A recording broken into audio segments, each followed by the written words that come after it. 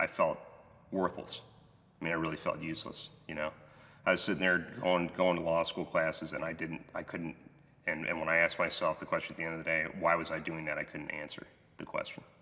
And that was depressing. And, yeah, I just more so felt like it's this blinding fear that life is kind of passing you by now, and you're not where you need to be, and you don't know how you need to get to the place where you want to be, to where you're happy again, you're feeling fulfilled. And I think the worst part about that too, and you know, I mean, I discussed this at length, is, you know, I'm not sure if you ever really can get back there. You know, I mean, you kind of go through these things overseas, and you know, you develop that kind of camaraderie and family with certain folks, and then once you leave that, you're kind of on your own.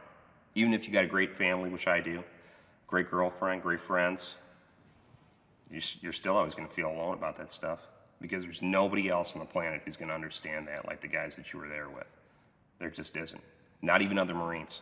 You have to be in that unit, on that tour. That's how it works. So, I mean, even my brother's a Marine, 10 years older than me, you know, like I mentioned before, went over to Afghanistan, and you know, I mean, I'm sure he's got his own issues that he deals with, and I can't really be a shoulder for him in any more of a way than another, you know, any other person outside of his unit could, because that's just the way it is. So that was difficult. And I think probably the number one takeaway that I got from my counseling was just, and I was told this several times, is just, you know, Mike, you got to manage your expectations for what you want other people to do or say or think, because they've got their lives. That's what they know. And expecting them to act beyond that is, you know, not necessarily a bad thing, and you can try to influence it, but it's not all that realistic.